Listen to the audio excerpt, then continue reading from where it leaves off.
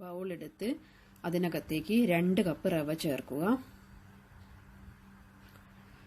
ഇതിലേക്ക് 2 table spoon മൈദപ്പൊടിയും 2 table spoon ഗോതമ്പ് പൊടിയും ചേർക്കുക. മൊത്തം 4 ടേബിൾ സ്പൂൺ പൊടിയാണ് ചേർത്തിരിക്കുന്നത്. ഇത് സ്പൂൺ ഉപയോഗിച്ച് നന്നായി മിക്സ് ചെയ്യുക. നന്നായി മിക്സ് ചെയ്തതിന് ശേഷം ഇളം ചൂടുവെള്ളം കുറേശ്ശെയായി ഇതിനകത്തേക്ക് ചേർത്ത് കുഴച്ചെടുക്കുക. കൈ ഉപയോഗിച്ച് നന്നായി കുഴച്ചെടുക്കുക. ഒരു 5 മിനിറ്റ് സമയമെങ്കിലും കൈ ഉപയോഗിച്ച് നന്നായി കുഴച്ചെടുക്കണം. ഡോ നന്നായി സോഫ്റ്റായി വരുന്നത് വരെ കുഴച്ചെടുക്കുക. വെള്ളം അധികം യൂസ് ചെയ്യാൻ പാടില്ല. കുറച്ച് കട്ടിയിൽ തന്നെ മാവ് കുഴച്ചെടുക്കുക. ഇത് കുഴച്ചതിന് ശേഷം ബൗളിൽ വെച്ച് അത് ഒരു നനഞ്ഞ ടവൽ ഉപയോഗിച്ച് 20 മിനിറ്റ് റെസ്റ്റ് ചെയ്യാൻ കവർ ചെയ്ത് വെക്കുക. 20 മിനിറ്റിന് ശേഷം കവർ ഓപ്പൺ ചെയ്ത് മാവ് എടുത്ത് ഒരു ചപ്പാത്തി കല്ലിൽ വെച്ച് ഒന്നുകൂടി നന്നായി കുഴച്ചതിന് ശേഷം ചെറിയ ഉരുളകളായി എടുത്ത് പരത്തിയെടുക്കുക. ഇത് നന്നേ തിന്നായി പരത്തിയെടുക്കണം. കട്ടി കൂടാൻ പാടില്ല പരത്തിയെടുക്കുമ്പോൾ. കാരണം പൂരി നന്നായി പൊങ്ങി വരണമെങ്കിൽ നല്ല തിന്നായി പരത്തിയെടുക്കണം. ഒരു ഗ്ലാസോ അല്ലെങ്കിൽ കട്ടറോ ഉപയോഗിച്ച് നിങ്ങൾക്കിത് കട്ട് ചെയ്തെടുക്കാവുന്നതാണ്. ഞാനിവിടെ ഗ്ലാസ് ഉപയോഗിച്ചാണ് കട്ട് ചെയ്തത്. ഇങ്ങനെ ബാക്കിയുള്ള മാവ് കൂടി പരത്തിയെടുത്ത് നമുക്ക് കട്ട് ചെയ്തെടുക്കാവുന്നതാണ്. ഇത് കട്ട് ചെയ്തെടുക്കുന്ന സമയം കൊണ്ട് ഞാൻ ഒരു പാൻ അടുപ്പിൽ വെച്ച് അതിലേക്ക് ആവശ്യത്തിന് ഓയിൽ ചേർത്ത് ചൂടാവാൻ വേണ്ടി വെച്ചിട്ടുണ്ട്. ബാക്കിയുള്ള മാവ് എടുത്ത് മാറ്റിവെച്ച ശേഷം നമ്മൾക്ക് പരത്തി വെച്ച മാവ് കയ്യിലെടുത്ത് ഓയിലിലേക്ക് നമുക്ക് ചേർക്കാവുന്നതാണ്.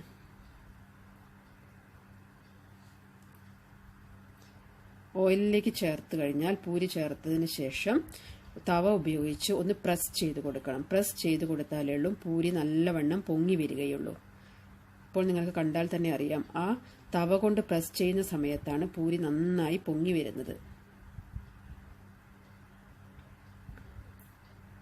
ഇത് കുറച്ചു നേരം ഈ ഓയിലിൽ കിടന്ന് നിറം മാറി വരുന്നത് വരെ വെയിറ്റ് ചെയ്യണം. കാരണം പെട്ടെന്ന് എടുക്കാൻ പാടില്ല, പദമായി പോവും പെട്ടെന്ന് എടുത്തു കഴിഞ്ഞാൽ. അതുകൊണ്ട് ഇതൊന്ന് ക്രിസ്പിയായി വരുന്നത് വരെ ഒരു 2 മിനിറ്റ് ഈ ഓയിലിൽ തന്നെ കിടക്കണം.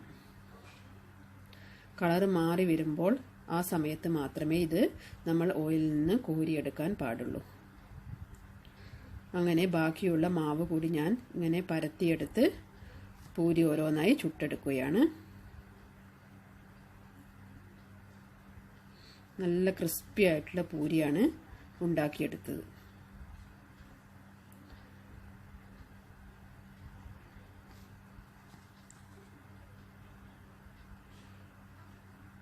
ഇപ്പോൾ നമ്മുടെ പൂരി ഏകദേശം എല്ലാം റെഡിയായി വന്നിട്ടുണ്ട്. ഇവയെല്ലാം ഓയിലിൽ നിന്ന് കോരിയെടുത്തതിന് ശേഷം ഒരു ബൗളിൽ വെക്കുക. ഇപ്പോൾ പൂരി എല്ലാം റെഡിയായി വന്നത് നിങ്ങൾക്ക് കാണാൻ കഴിയുന്നതാണ്. ഒരു മിക്സിയുടെ ജാറെടുത്ത് അതിനകത്തേക്ക് 1/4 കപ്പ് മല്ലിയിലയും 1/4 കപ്പ് പുതിനയിലയും അരിഞ്ഞത് ചേർക്കുക. ഇതിലേക്ക് 2 പച്ചമുളക് നടുവേ മുറിച്ച് ചേർക്കുക.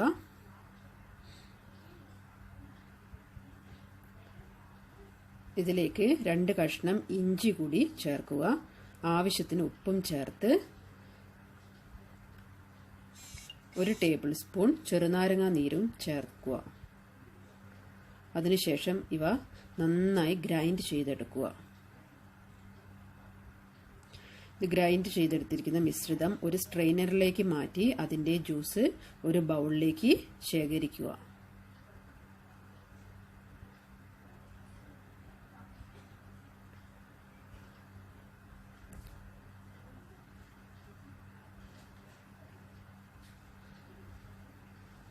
ബാക്കിയുള്ള ജ്യൂസ് കൂടി കിട്ടാൻ വേണ്ടി കുറച്ച് വെള്ളം കൂടി ചേർത്തതിന് ശേഷം നമ്മൾക്ക് ജ്യൂസ് സ്ട്രെയിൻ ചെയ്തെടുക്കാവുന്നതാണ്.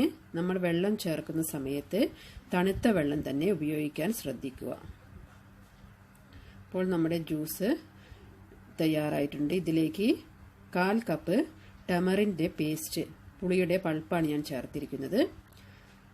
ഇതിലേക്ക് ആവശ്യത്തിനുള്ള വെള്ളം കൂടി നമ്മൾ ചേർക്കുക. ചേർക്കുന്ന സമയത്ത് തണുത്ത വെള്ളം തന്നെ ചേർക്കുക. ഇതിലേക്ക് ആവശ്യത്തിനുള്ള ഉപ്പ് ഉണ്ടോ എന്ന് നോക്കിയതിന് ശേഷം ചേർക്കുക. 1 ടീസ്പൂൺ ജീരകപ്പൊടിയും 1/2 ടീസ്പൂൺ കുരുമുളക് പൊടിയും 1/2 ടീസ്പൂൺ റെഡ് ചില്ലി പൗഡറും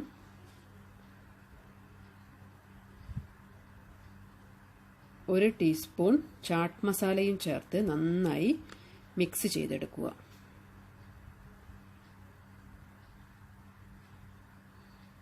ഇപ്പോൾ നമ്മുടെ പാനി ഇവിടെ തയ്യാറായിട്ടുണ്ട്. ഇനി ഒരു ബൗൾ എടുത്ത് അതിലേക്ക് 1.5 ഗ്ലാസ് തണുത്ത വെള്ളം ചേർക്കുക. ഇതിലേക്ക് 1/2 കപ്പ് പുളിയുടെ പൾപ്പ് എടുത്തു വെച്ചിരിക്കുന്നത് ചേർക്കുക. എന്നിട്ട് നന്നായി മിക്സ് ചെയ്യുക.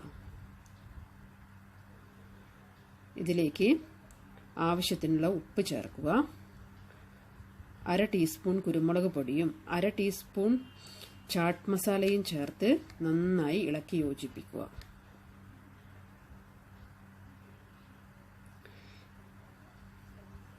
ഇതിലേക്ക് ഞാൻ നേരത്തെ തയ്യാറാക്കി വെച്ചിരിക്കുന്ന ബൂന്തി കൂടി ചേർക്കുന്നുണ്ട്. ബൂന്തി എങ്ങനെയാണ് ഉണ്ടാക്കുന്നത് എന്ന് ഞാൻ ഡിസ്ക്രിപ്ഷൻ ബോക്സിൽ കൊടുത്തിട്ടുണ്ട്, നിങ്ങളത് നോക്കുക. ഇപ്പോൾ നമ്മുടെ 2 പാനിയും ഇവിടെ തയ്യാറായിട്ടുണ്ട്. ഇനി പാനി പൂരിയിലേക്ക് വേണ്ട ഫില്ലിങ്സ് തയ്യാറാക്കാം. ഇതിനു വേണ്ടി ഒരു പൊട്ടറ്റോ ഞാൻ ഉപ്പ് ചേർത്ത് വേവിച്ച് മാഷ് ചെയ്തെടുത്തിട്ടുണ്ട്. ഇതിലേക്ക് ഒരു 1/4 ടീസ്പൂൺ ഉപ്പ് കൂടെ ചേർത്ത് 1 ടീസ്പൂൺ ചാട്ട് മസാലയും 1/2 ടീസ്പൂൺ കുരുമുളക് പൊടിയും 2 പച്ചമുളക് ചെറുതായി അരിഞ്ഞതും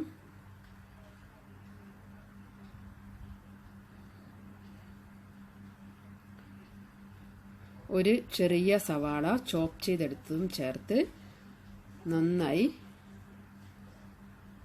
മിക്സ് ചെയ്യുക. ഇതിലേക്ക് മല്ലിയില അരിഞ്ഞതും വെള്ളക്കടല ഞാൻ കുക്കറിൽ ഉപ്പ് ചേർത്ത് വേവിച്ചെടുത്തിരുന്നു, അതുകൂടെ ചേർത്തിട്ട് കൈ ഉപയോഗിച്ച് നന്നായി മിക്സ് ചെയ്യുക.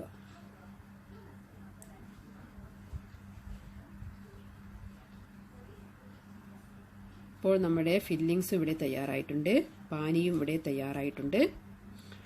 ഇനി ഇത് പൂരിയിലേക്ക് നമുക്ക് ഫിൽ ചെയ്യാം. പൂരിയുടെ ഒരു ഭാഗം വിരൽ കൊണ്ട് തട്ടിക്കൊടുത്ത് ഹോളുണ്ടാക്കി അതിലേക്ക് നമ്മൾക്ക് ഈ ഫില്ലിങ്സ് നിറയ്ക്കാവുന്നതാണ്. ഒരു ചെറിയ സ്പൂൺ ഉപയോഗിച്ച് ഫില്ലിങ്സ് ഞാൻ നിറച്ചെടുത്തിട്ടുണ്ട്. അതിലേക്ക് ഈ 2 പാനിയിൽ നിന്നും ഓരോ ടേബിൾ സ്പൂൺ വീതം ചേർത്ത് ഫിൽ ചെയ്തെടുക്കുക. ഇപ്പോൾ നമ്മുടെ സ്വാദിഷ്ടമായ പാനി പൂരി ഇവിടെ റെഡിയായിട്ടുണ്ട്. നിങ്ങളെല്ലാവരും ഇത് വീട്ടിൽ ട്രൈ ചെയ്ത് നോക്കുക. ലൈക്ക് ചെയ്യുക, ഷെയർ ചെയ്യുക, സബ്സ്ക്രൈബ് ചെയ്യുക.